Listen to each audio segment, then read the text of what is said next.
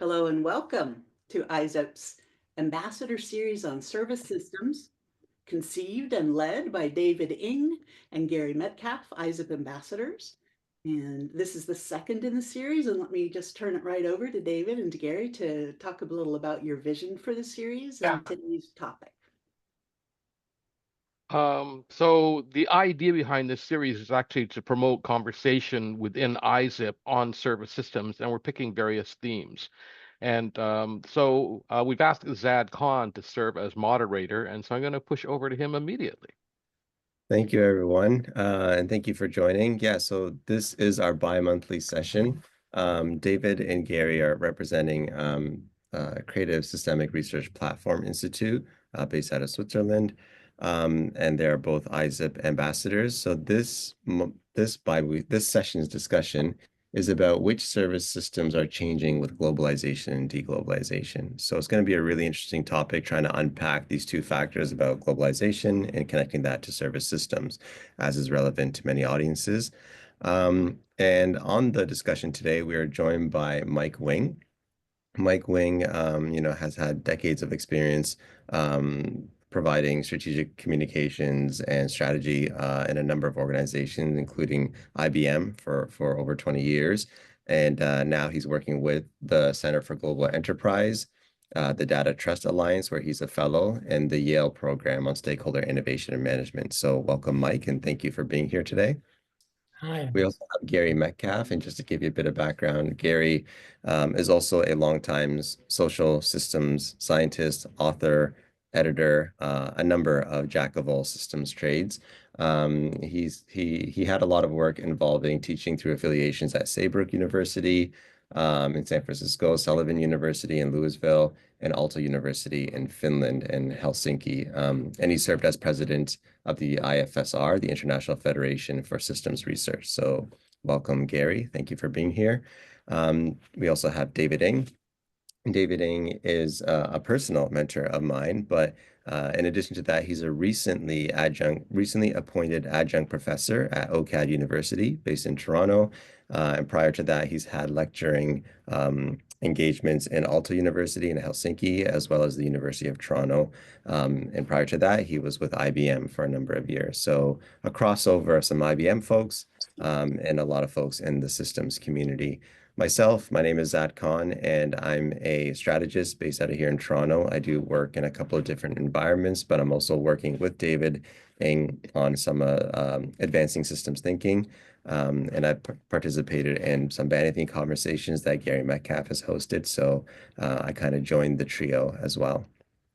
With those out of the way, I just wanted to maybe once again welcome everyone for those who joined late or those who are watching the recording. So the prompt, just to remind everyone of this session, is which service systems are changing with globalization, deglobalization. And Mike, maybe just to start with you to give us a lay of the land and a sense of this big hairy word, globalization.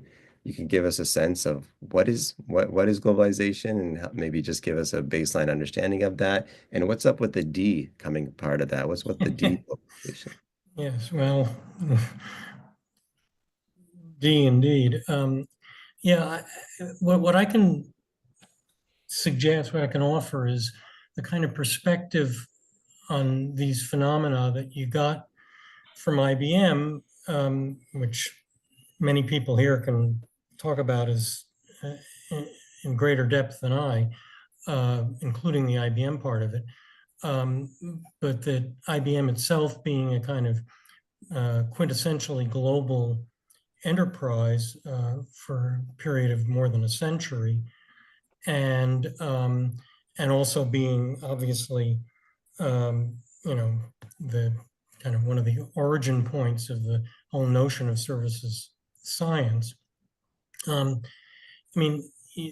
invite to this talked about the KOF metrics, but whether you look at that or our world in data or the UN or the World Bank or WEF, any of those sets of data, we all have to acknowledge that politics and culture are in a pretty bad place right now, but that the fundamentals of the global economy seem to be continuing. Trade flows, information flows, global connectedness, FDI, as well as other measures like, life expectancy, reduction in extreme poverty, status of women, literacy. I would say that from IBM's perspective, when I was there, and I would posit continuing now, it wouldn't be appropriate to panic about the economy, but it would certainly be appropriate, if not to panic, to be concerned about the global challenges we faced. I mean, you could look at the past quarter century as a series of major challenges, right? Starting with 9/11 and the rise of, crises of global security, terrorism, asymmetric conflict. Then there's the climate crisis, which kind of hit general consciousness through an inconvenient truth. Then we had the global financial crisis, obviously, in 2008 and the Great Recession. And about the same time, we began to see crises of communications, from, the unintended consequences of social networks to cybersecurity threats to the rise of deepfakes, bot farms, and other kinds of disinformation, which promised to be exponentially exacerbated by AI. And then in 2020, we entered a new era of kind of global epidemiology. These seemed at the time like different events, but at IBM, we tended to see them as each as a kind of symptom of an underlying crisis of global integration. That what they told us was not that deglobalization was coming, but that our existing systems for managing globalization aren't adequate yet. I think there's no reason to believe that this pattern is going to stop. I would argue that we've crossed the Rubicon on this, that for the rest of our trip, we're going to be an urban network global species. The question is whether we can progress enough to solve, the challenges that brings. And, to paraphrase one of the jokes about, for the French, it would argue it's not only important to be true in practice, but it has to be true in theory. And I'm preaching very much to the choir here, but the very idea of globalization could be seen as a special case of complexity theory. It can't be a coincidence that the heyday of late 20th century globalization was coterminous with the kind of network-based systems thinking that propelled and was propelled by the emergence of the web. In discipline after discipline, we saw transformation by our growing understanding of complex adaptive systems, chaos theory, emergence, black swans, butterfly effect, three-body problem, et cetera. And the Santa Fe Institute is a kind of living embodiment of that recognition. And there were other manifestations in the 90s and the early aughts of expansive, optimistic systems thinking, from the growth of services as a percentage of the economy to the rise of platform models to the idea of a smarter planet, which, we proposed at IBM. Well, it goes without saying that it's not like that today. And maybe it's not surprising that we're now awash in suspicion, even nihilistic despair about the possibility of serious systemic solutions. Instead, we get conspiracy theories, which are the antithesis of systems thinking. A world where RFK Jr. is in charge of the nation's healthcare is not a smarter planet. So let me stop at that point with that, daunting thought. Thank you, Mike. I think the framing is helpful about a number of phenomena that occur, all of which kind of accumulate and compound this phenomenon of globalization. And Gary, maybe turning it over to you, you heard in Mike's explanation that services have increased as a percentage of global GDP as a result of globalization. So I just wanted to maybe bring your perspective in. How are you seeing the dynamic and relationship between service systems, if you want to expand on that, as it relates to globalization, deglobalization?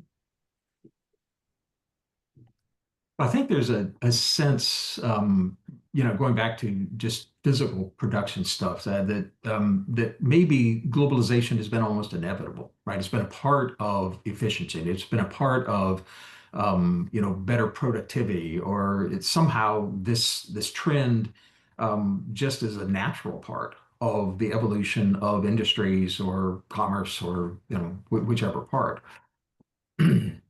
The problem is that it has not evolved equally for everyone. And so I think, when you start to question, so what is the problem? Where's the pushback coming from about the D part? It is that lack of perceived equality of it. And that's understandable. So, maybe a problem part of globalization has been that it has at least coincided with the tremendous amount of inequality, wealth inequality, that has arisen at the same time. But the question then becomes, so when you go towards the deglobalization part, what does that actually mean? I mean, does it mean localization? And if that's the case, then how does that work in production systems? But even more, how does that work, and what does it actually mean in terms of service systems? Yeah, David, do you wanna come in on that? Yeah, and so I'm going to pick up on the theme of globalization and actually some history of science, I guess, that came along with that, which Howard Perlmutter had actually talked about different forms of organizations. The one before globalized was actually multinational. And so when we're talking about a shift away from globalization, it could mean not one center as a global center, but multiple centers in the world. And I think that one of the subtleties that came through the internet was, okay, we have a network that is global, but actually people sometimes forget that internet meant internet. There are multiple networks that we bind together. So thinking about globalization, deglobalization is very much a concentrating, integrating idea versus a decomplexification idea. And now I'm leaning on some of the work from Timothy Allen, who just passed away last month. And so trying to understand the difference between complexity and complicatedness. And so complexity means that you can't take things apart because they're all bound together.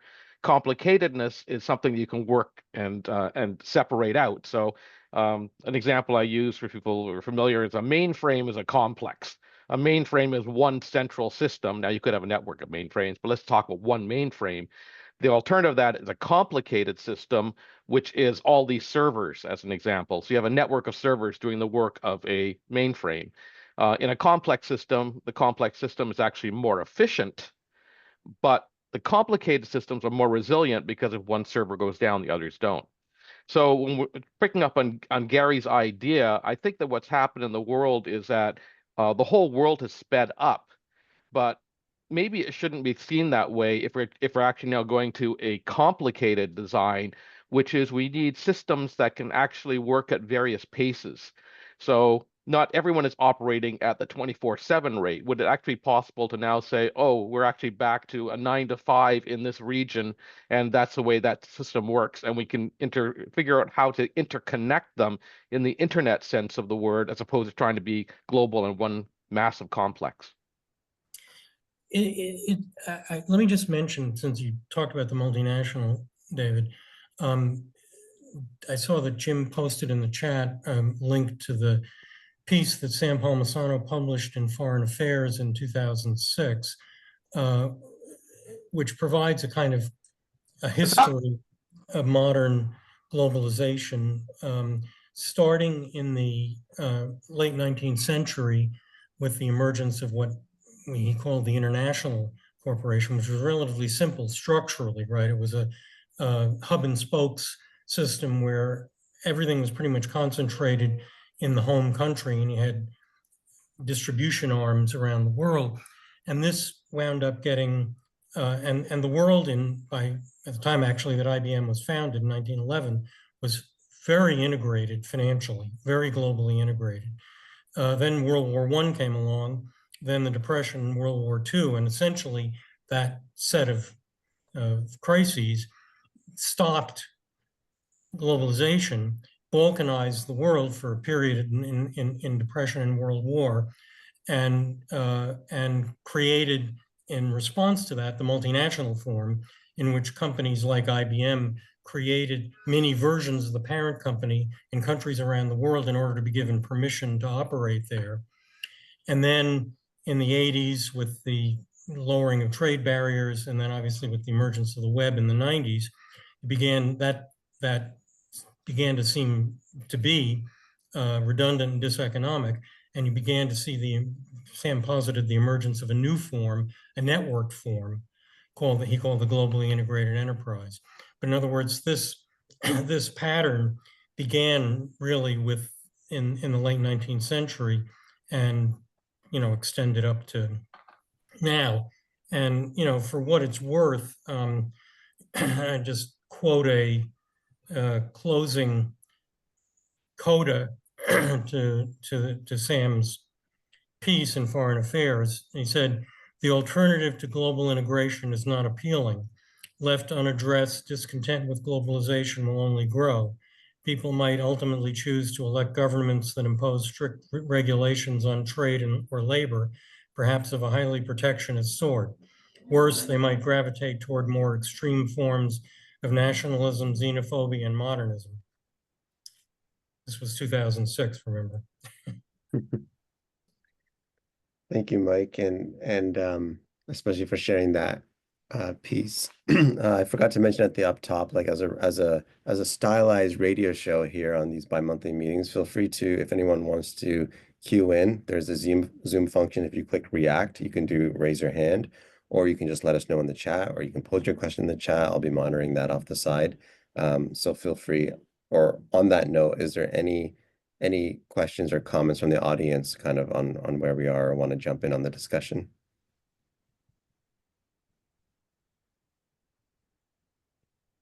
I'll jump in quickly. Sure. And I'll put a couple things into the chat. Oh, I see Dan's got his hand up, so I'll be brief. But I think, from my perspective, service science perspective, I guess, the mathematics of collaboration, talk about, the win-win of advantage of regional specialization, sometimes called Ricardo's law, the law of comparative advantage, which basically intuitively says, always do a little bit more of what you do best, and trade for the things that you do worst. In other words, if you're terrible at fixing things, get somebody else to fix things. But if you're really good at growing apples, grow apples, and you create a surplus that way, and everybody wins. But as Gary points out, you can still have inequality develop as a result of that. But from a service innovation perspective, we see technical capabilities increasing. So, for example, some of the things that you may trade for because you don't do them well, maybe technology can do really well. And so you can use your excess to buy robots that do local things or recycle, things, because it's better for the environment locally than shipping things across the world. So there are all these different forces that are shaping globalization and deglobalization, in addition to the politics, of course. Just the mathematics and technological advantages and economic will constantly be shaping globalization and deglobalization in unpredictable ways, as far as I know. So I'd be curious, after we move to Dan, who's got his hand up, if anybody has any other perspectives on that technological innovation aspect of globalization and deglobalization. So Dan, maybe we... Yeah, I wanted to thank you, Jim, for that reference to tech. And one of the things that I would invite you folks here, kind of helping me with, is that we've looked at service systems in terms of the system in the big sense, right? Countries, multiple countries, unions, and all that sort of stuff. However, maybe one area that we need to spend some time on is the service system between me and the computer. Essentially, that's what Microsoft has done. They call it Copilot, right? You talk to this thing, it tells you stuff. And so in that world, maybe you could help me understand that sort of scaling, because as I say, you scale to the big one. Now I'm scaling to the person. Now, on that question, though, on the broader question for me, and again, I do hope I can tap into your knowledge, expertise, and thinking, is that which service systems are going to be first movers? Which one of these service systems are the ones that I should be spending my time on and trying to take advantage of the fact the first movers will have the most experience, the most deployment, whatever the right word is, so that I can be prepared as a person of the 21st century and perhaps even my kids. So there's a good pairing of two questions, both by Jim and Dan, I guess, on the thread of the scale of service systems and understanding the entanglement there, and where may be the opportunities to focus. And also even Jim's point about the competitive advantage and the technological increase that either accelerates that or makes that maybe perhaps even common. I don't know if Gary, David, Mike, anyone, if you want to come in on those threads. Well, so if you follow the potential thought that an awful lot of the deglobalization comes from this sense of threat to, particularly, blue collar workers or manufacturing people, that, that seems to be where a lot of the loudest voices are coming from, or on their behalf. And that's in a traditional sense, like, oh, well, all of our good jobs, manufacturing went to all these other countries. And so that became a threat. And now we've got to respond to that. But when you wrap in the technology piece, it's like, so is the offshoring of jobs a bigger threat now than the promise or threat of technology to the same jobs? Or how do they maybe complement each other in new and different ways? So David Autor at MIT, who kind of was the main author on the piece that coined the notion of the China shock, talked about these in a way you just did, Gary, that it's neither simply describable as offshoring, nor is it simply describable as technology automation. It's, as you'd expect in a complex emergent system, it's a mix of a variety of things whose outcomes are by definition not predictable. Yeah. Anything else, Gary? Were you going to respond back or anything else? We'll give other people some time. Okay, no problem. Yeah, so if there's any other questions, folks, feel free to raise your hands. But I was maybe going to offer my own question as well, maybe to Mike or Gary, about the inevitability of globalization. We talked about like a compounding number of factors and forces kind of shape that. Is the D part of globalization equally inevitable? And what are the top of mind ways to navigate these trade-offs that you're describing? What should folks take away, and what are your perspectives on the trends and the trajectory of how we kind of go through these stages? I don't know that the deglobalization is inherently is inevitable really at all, Ed, but certainly, I think it's more of a political response at the moment, responding to fears more than it is to real probabilities. One of the threats of the D part of the deglobalization is it may equate with degrowth. Right. Based upon just the kind of stuff that Jim described. It's like if you don't really use your best efficiencies, then you end up with greater inefficiencies. And, for some people, it's like, well, maybe that's not bad. Maybe it just, the world gets simpler. Well, and maybe it may get simpler and it may get less. And if people are okay with that, then, that's a choice, but it's not one that I would say is inevitable.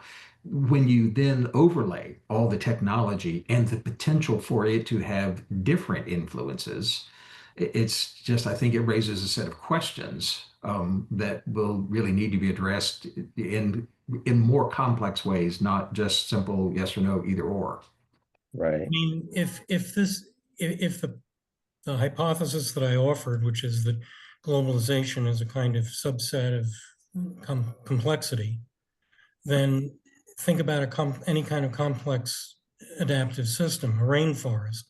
Does it become less complex? Well, yeah, eventually, with the entropy and the heat death of the universe, you know, as John Maynard Keynes said, in the long run, we're all dead, including the universe.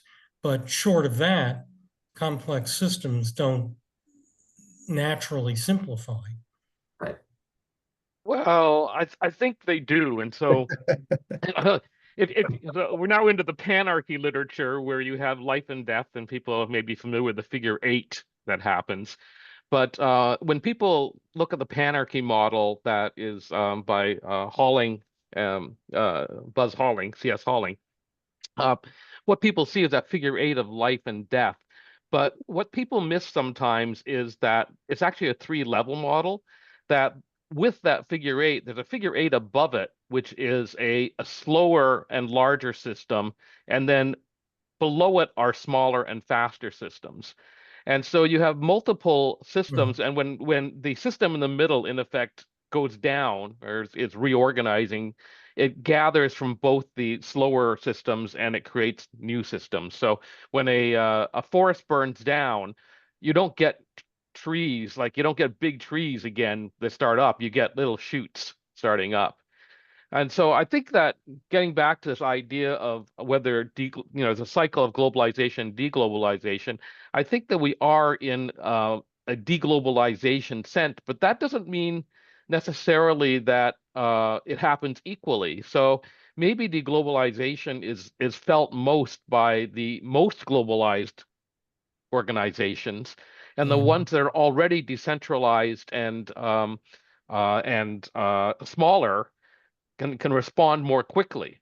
And so there's an opportunity now for the smaller organizations to be, in effect, like the after the forest fire, that brush coming up, and so they may not endure, and they may not be the long-term oaks or the redwoods of the bigger forest. But if we're talking about opportunity, there may be opportunities for the smaller organizations now. Well, and, you know, to put a national lens on that, you know, it seems likely that Trump's tariffs, you know, or whatever the hell they wind up becoming, are not going to damage globalization. They're going to damage America. Yeah. So is there, based on what you were describing, David, and what we described earlier, Mike, is there a rationale towards moving back towards something of the more the local regional kind of offices or locations that IBM had, you know, post World War II?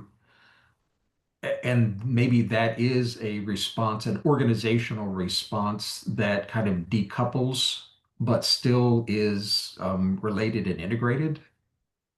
Yeah, Well, it depends on whether you think, you know, I mean, the overall context, I do think we've crossed the Rubicon. Epidemiology, climate change, you know, these things are not going back to local. They can't. And because those are the deepest challenges we face, it seems like any response that can produce a, you know, a healthy, growing, prosperous, profitable society, you know, can't localize without simply putting blinders on. But I think if we actually look at the IBM history, so I'm interested in the spin-offs that happened. And so as an example, and I can't remember whether it was with the Lenovo spin-off or the disk drive division that went to Hitachi, but one of them had a day, and it was practically a party, which was, which IBM processes can we now not do? Like, because as a large enterprise, we have to globalize with to standardize, but if we decomplexify, are there actually opportunities now to say, well, yes, I'm in Canada. And so are there things that the Americans require that if we were a Canadian, we might not have to do? And that would actually be more effective for us. It's not efficient at a global level, but at a smaller organizational level, that could work out better. Well, it goes back to what you were saying before about the difference between complexity and complication. You can decomplicate, and probably getting more complex involves some decomplication, involves more systemic, holistic understanding of the flows and the and the structures. Yes.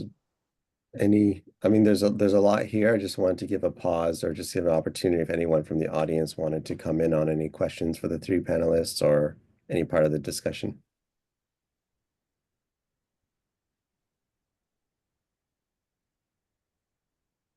Okay, if you want to give me some more time, I have a big question, or I have a question, which is maybe Mike, I'm just going to be challenging for the sake of the argument when you talked about this idea. So David Ng talked about decomplexification, and you said there's certain factors or forces that are affecting all of us today, and there's no way to actually address them effectively without putting blinders on.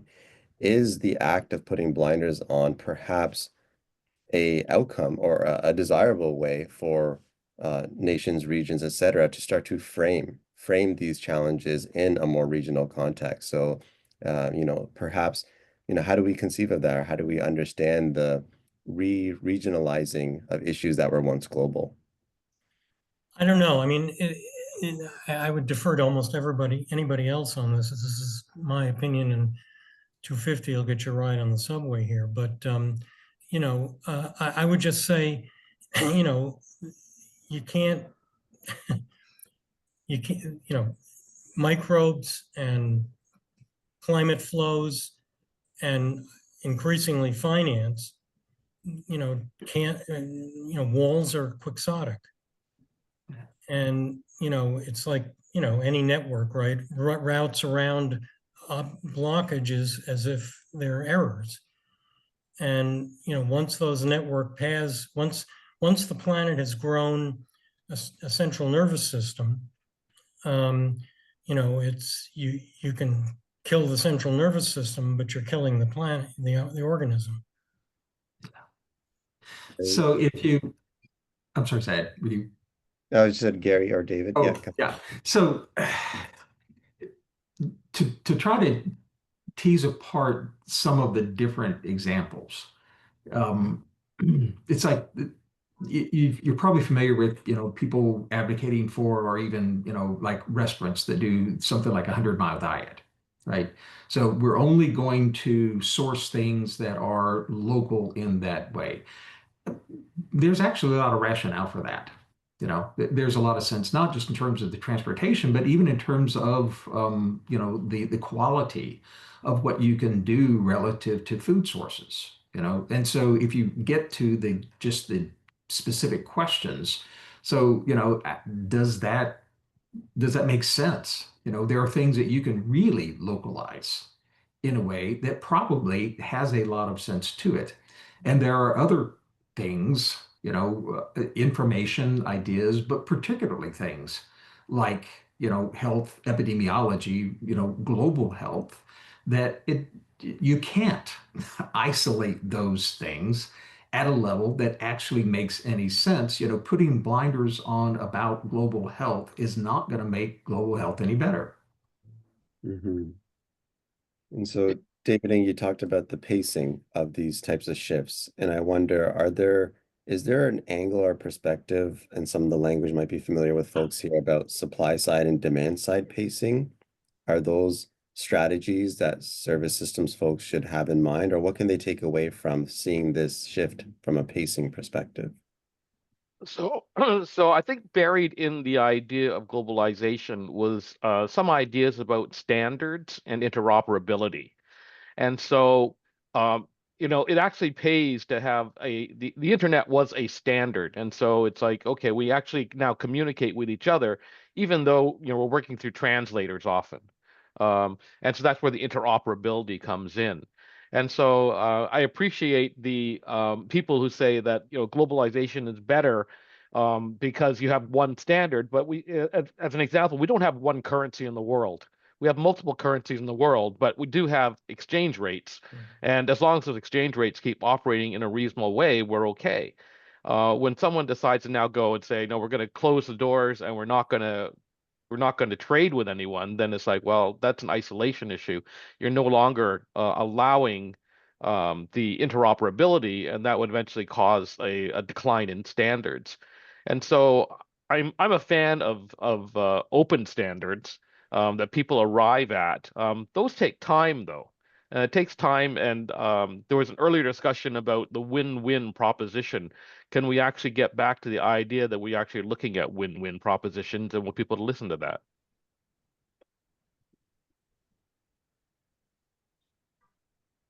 Any comments or anything from the audience? Just want to do a check-in again. Yeah, I think we will get back to win-win. Sometimes things have to get worse before they can get better. That just seems to be a lesson in history. So getting back to win-win, I do think, the technological drivers are going to become more and more enabled for local sustainability.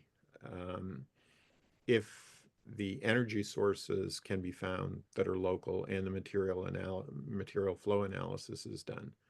So the idea that, localization is bad, I think is wrong.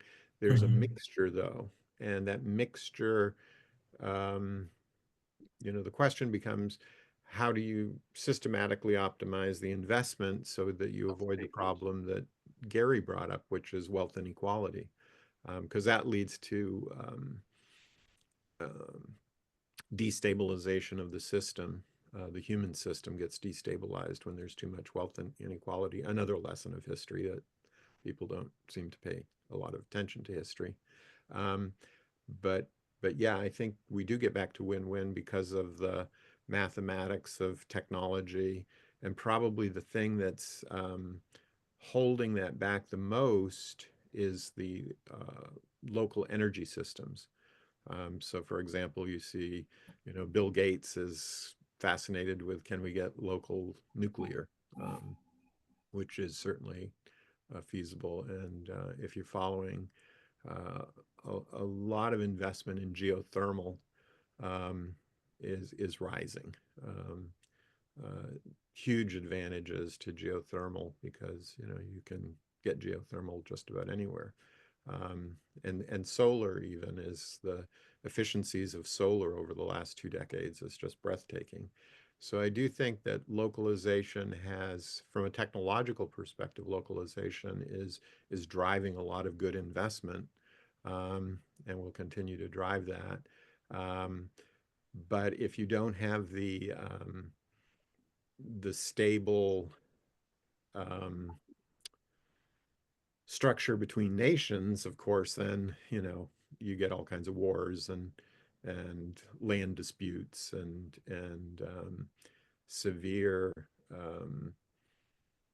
uh, I don't know. A lot of the investment gets diverted to destructive purposes. I'll just leave it at that. Weapons and things like that, which are, not really going to help in the long run, and may just end everything, right? as Mike was saying, that would be a game over strategy. So I think this is a really good topic for service scientists to look into. I would like to see more publications in this area from both academics and industry people. I think, Mike, that great paper on the globally integrated enterprise could be redone. By some industry academic and even probably government policymakers could write it in a really balanced way that just doesn't say, oh, any idea from this group is bad and only ideas from this group is good. If we could really get a nice analysis of what the win-win strategies, as David said, could be, which would further, multiple agendas. That's, sort of soft power approach. I think that would be really exciting to read. I tried to put a few pointers to the literature in the chat stream for anybody who's really fascinated by this topic like I am. I'd love to hear from some more voices. I feel like calling on people who I see, like I see Matt Seaman on, I see Michael Turek. Uh, could we get, Yuriko from Japan. Um, so and Gerhard from Germany, could maybe we get some of our other ISSIP ambassadors to share a thought or two or a reference or two on this topic? Oh yes, Gerd here from Germany. I'm 1 second, please. My camera, yes. Yes, I would like to share some thoughts. I think it's quite important to, after following our discussion, I think it's important to think about the reasons for deglobalization which we experience. And some might be caused, or some reasons might be system inherent, like Jim, you have mentioned solar energy production. So it's simply a matter of technology development, that local energy production is, let's say, more efficient, or decentralized energy production is more efficient than the transport of, let's say, fuel over the sea or something. So that's just a matter of technical advancement. Another reason is more, let's say, maybe based on our learnings from COVID-19. So some learnings have been, at least in Europe, that we, for example, had quite heavy limitations in drug availability. Some antibiotics simply have not been available anymore. So this affects the whole healthcare system, and there's a logic to produce goods not in somewhere in the world in order to decrease interdependencies. And another thing are trends we need to think about, or another, let's say, trend is the concept of circular economy, which is intending, or has a great opportunity to become more resource efficient. But if it works on a local, more regional or local level. So that's a second aspect. And the third one is, let's say, is induced by politics, like we are facing at this time. So, and I think it's quite important to have a kind of, well, that's just my proposition, to have a kind of differentiation and think about the causes. If we talk about decoupling systems, or local production and deglobalization. And that's one aspect. And as a service researcher, Jim, I was immediately think about, okay, what service systems do we have and how are they affected? So I think you have once made a slide years ago about service systems of systems, and differentiated into transportation, mobility, healthcare, etc., energy systems. And there might be totally different impacts, and totally different things happen for different reasons. And I think, from my perspective as an engineer, I yes, would follow up this discussion. Would be very happy to follow up this discussion in a way to pick some very specific industries or sectors, and then think about, okay, what's the impact on what happens. And one final statement I would like to give is here. Think about, it has never been easier to build something than today in our global economy. So if you want to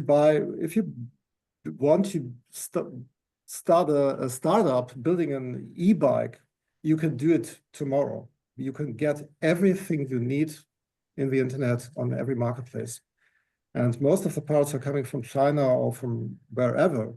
But it has never been easier to make a business than today. And of course, there's a lot of complexity, and there are many processes behind it, a lot of software and infrastructure, but basically it works. Thank you, Gerhard. A lot of good points you bring up, especially with the connection points between a lot of trends or movements towards local ways of thinking, local energy, circular economy, etc. So those are great factors. I don't know if any of the panelists want to have a response, or if you just want to hear from others as well. And well, Dan has his hand up as well as that, so he's waiting a bit. Sure. Thanks, Gary. Actually, what I wanted to do is take us back a bit in history. And back in the day, I don't know, maybe 20 or 30 years ago, we had some big companies out there, and we still have some big companies. And one of those companies was Walmart. And they were going around and thinking, should they develop local products, or should they develop a single kind of product globally. I think David may understand some of that stuff.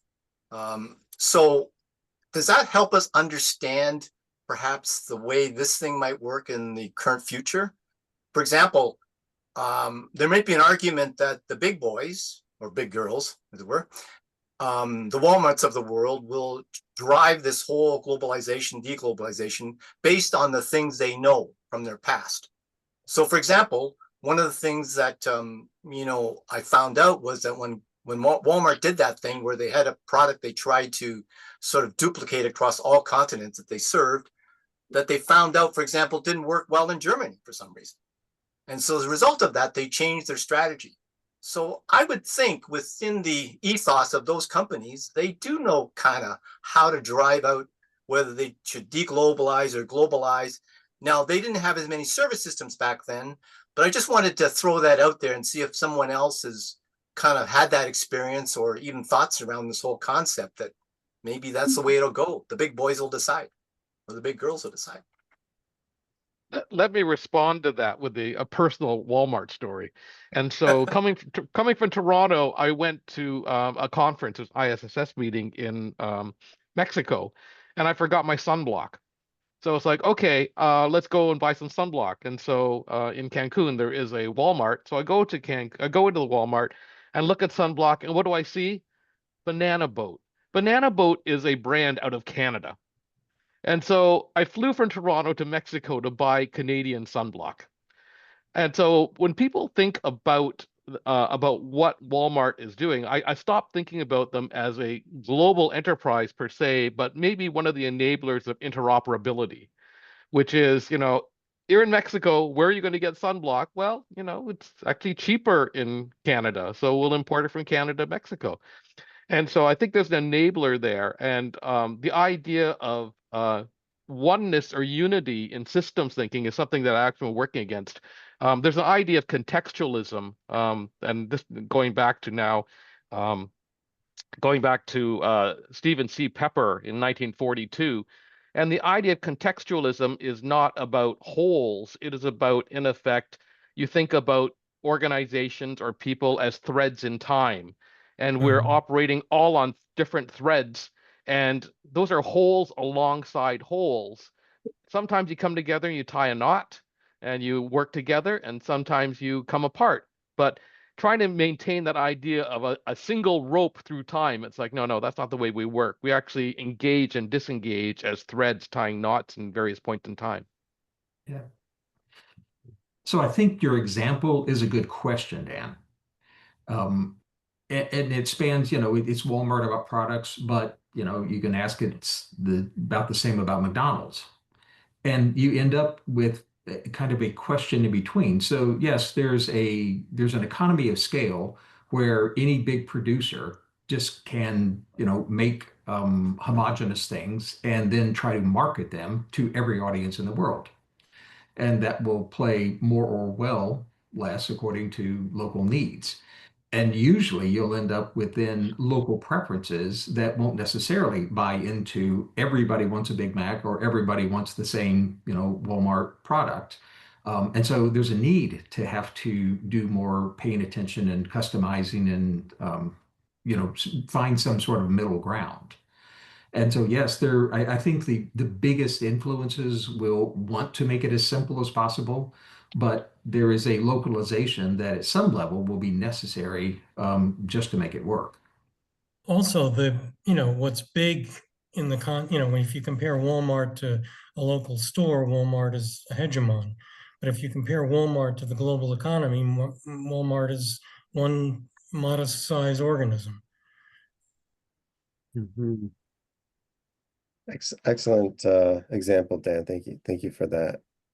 Just wanted to hear from any folks who haven't had a chance to contribute. I know I'm not Jim, I'm not putting your names up on the spot, but if there's anyone who wants to share, hasn't spoken. I think one of the things that going back a little bit in the discussion around the technology impacts, I think what we're seeing across the companies that we work with at the consortium is the technology is making the global interaction more homogeneous, where We all are interacting with the same types of technologies. We interact the same way regardless of where we are. Maybe there's some language differences, but the experience online is virtually the same no matter where you are in the world. And so we see companies continuing to leverage that to hire wherever they can hire, find the right people. But now that's also, I think, being balanced a little bit with kind of coming back to a more local setting because there's this big push to go back into offices. And so it's like you see companies struggling with this. We've built this homogenous system where you literally can work anywhere and do anything. Oh, wait, no, we don't want to do that. We now want to go back to having people in local offices. And I think that's an interesting dynamic that maybe connects to some of what's been talked about already. But I'm interested to see where that plays out over the next several years. But the technology is just making it so we all have the same experience online. I mean, there's just almost no difference no matter where you live. So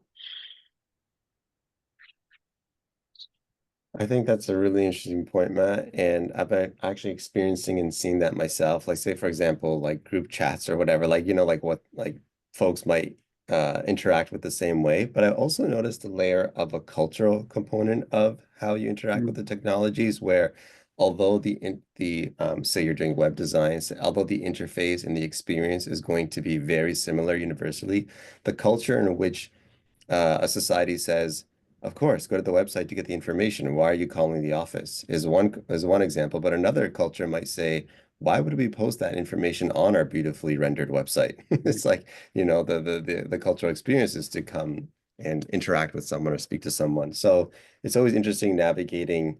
I like this perspective that you share, that there is a technology ubiquity to it. And then perhaps I would add that there's a cultural nuance about how that gets interacted with.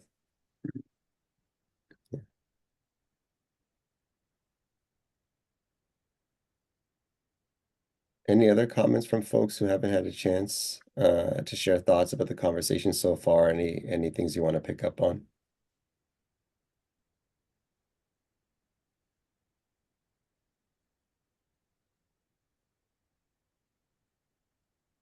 Okay, so I know we're at 10, we're at the last few minutes of the conversation. I just want to maybe bring it back to what kicked us off all together about service systems that are changing, and some of the examples we talked about, some of the geopolitical forces as well are at play. Maybe David, Gary, Mike, each of you can just share briefly what are some of the top of mind takeaways that you would want a service systems folks to take away from the dynamics of this conversation or from what's unfolding. Are there any things to keep top of mind that you want to impart?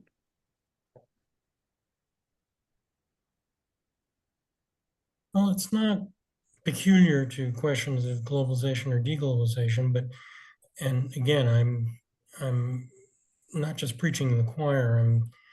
I'm an ignorant applicant speaking to the professoriate, but I would say that, a way to understand the future of services, one of the things Sam talked about in the globally integrated enterprise piece is the structure or form of the corporation. And you can, and what he was describing in 2006 as a globally integrated enterprise kind of evolved toward what we now know as a platform business model, which organizes different inputs, in much more emergent and in some ways democratized, other ways centralized ways. And it seems to me you can see this as a structure for organizing services as opposed to things. You can see the corporation as a kind of series of platforms having to do with a range of decision types, how the corporation or the organization, whatever it is, it could be a public organization, it could be a government, how the organization relates to its customers or external factors, how it creates value, how it relates that system to its operating model, what things need to be dropped and added, how things need to be reorganized, how it relates its operating model to its management system. what kinds of decision rights do people have? And then ultimately it's talent input. So all of those are ways of organizing a variety of services within the structure of an increasingly fluid and emergent kind of organization. And I would say that's another dimension of the future of services in this. Again, it's not peculiar to globalization or deglobalization. It's just the emergent form of organizations. That was very Professor Mike of you. We appreciate that. Gary, David, takeaways for service systems providers. So there's an aspect of this, if you think about it in terms of technology, that can be pretty mechanical, right? So you think about, well, David's example of the mainframe versus the network servers. And the question there maybe is interoperability, right? So how do they connect, and do they connect well so that they all work together in whichever form they are? But there's a human comparison to that, I think, which fundamentally comes down to trust. And if there is no trust across these systems, then you are going to have breakdowns that do not allow the interoperability at a human level. I mean, even the exchange of currency means that I trust that what you give me is something I can use again, not that it's, I'm going to get cheated in this interaction. And, without that fundamental bit of trust that we somehow create and maintain, you will have really significant breakdowns. Now, whether technology can assist in the creation and maintenance of trust, it's a really big question. Oh, that's a very profound point, Gary. I really appreciate that, how trust can be understood as contributing to that interoperability and a component of that. That's I love that humanizing reframe. Thank you. David? I like Mike's description of the platform organization, which is something that we haven't discussed here, but it probably should be discussing more, because the globalization enabled that. And even if it isn't globalized, platforms still work. And I also like what Gary had said about trust, because if it is a platform, you assume the platform is going to work. And so I think the interesting question, leaving off, could be, let's use another term, which is tight coupling and loose coupling. For organizations that have been trying to accelerate and globalization and making things faster, I think there's a question as to whether they can actually create loosely coupled systems, and whether they will still interoperate. And that's a trick, because people like to join things together and quote unquote rationalize. But there may be an opportunity here to loosely couple systems and design the organizations in a different way. Very well said. Thank you. And on that note about coupling, I suppose at the end of the hour, we're going to shift from being tightly coupled on this call to loosely coupled off of Zoom in our own lives. So honestly, thank you everyone for joining the call. I recognize that talking about globalization is really difficult, because it's like this big thing and it's hard to find a way in. So I feel like we only just hit the tip of the iceberg in terms of the different aspects of this phenomenon. But as mentioned, we can continue the conversation in some ways. And I really appreciate those who also shared a part of the discussion. Thank you, Jim. Thank you, Michelle. The bi-monthly session that we do, the next one will occur in July, and we are hovering around a tentative topic around artificial intelligence and AI support versus augmentation, or some type of framing. We'll get it down, and you'll see the posting through the ISSIP channels. Thank you very much, everyone. Have a wonderful morning, afternoon, evening, night, wherever you are. All right, take care.